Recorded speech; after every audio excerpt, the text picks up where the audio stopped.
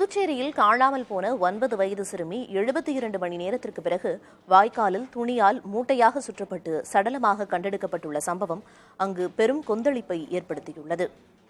கொலையாளிகளை கண்டுபிடித்து தரும்படி உறவினர்களும் பொதுமக்களும் காவல்துறையினருடன் வாக்குவாதத்தில் ஈடுபட்டுள்ளனர்.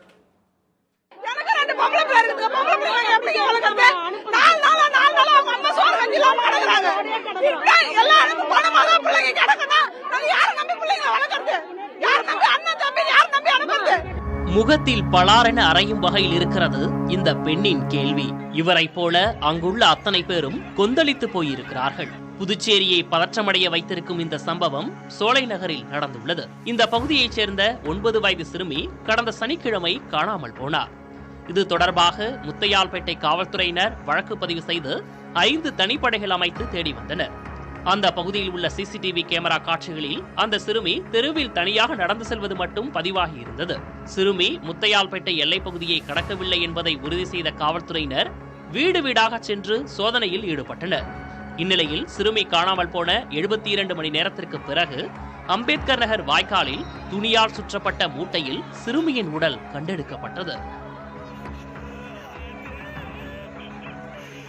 அப்போது ஆம்புலன்ஸ் வாகனத்தை வழிமறித்த உறவினர்கள் மற்றும் பொதுமக்கள் போலீசாருடன் வாக்குவாதத்தில் ஈடுபட்டதால் தள்ளுமுள்ளி ஏற்பட்டது. எந்த அளவுக்கு இருக்குது இந்த சட்ட ஒழுங்கு? இருக்கிற ஒரு பெண் அமைச்சர் ராஜினாமா பண்ணி புது அமைச்சர் போட்டு எல்லாம் முடிஞ்சு போயிடுச்சா? இந்த அம்மாக்கெல்லாம் யார் பதில் சொல்லுவா? எல்லா குழந்தையும் பாண்டிச்சேரியில் ரோட்ல தான் விளையாடு. எந்த குழந்தைக்கு இங்க பாதுகாப்பு இருக்கு? மாட்டணும் எல்லாரும் உள்ள வச்சிருக்காங்க. அனுப்ப வேண்டியதானே வெளியே.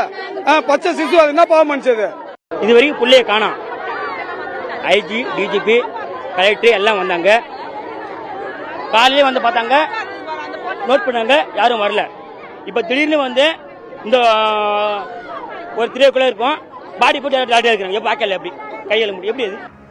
சிறுமி உயிரிழப்பு தொடர்பாக சந்தேகத்தின் பேரில் ஒரு முதியவர் மற்றும் 3 இளைஞர்களை காவல்துறையினர் விசாரணைக்கு அழைத்துச் சென்றனர். கொலையாளிகளை கைது செய்ய கோரி கிழக்கு கடற்கரை சாலை முத்தையால்பேட்டை அருகே 200க்கும் அதிகமானோர் சாலை மறியலில் ஈடுபட்டதால் போக்குவரத்து பாதிக்கப்பட்டது. புதிய தலைமுறைக்காக புதுச்சேரியிலிருந்து ஒளிப்பதிவாளர் ஸ்ரீதருடன் செய்தியாளர் ரகுமான்.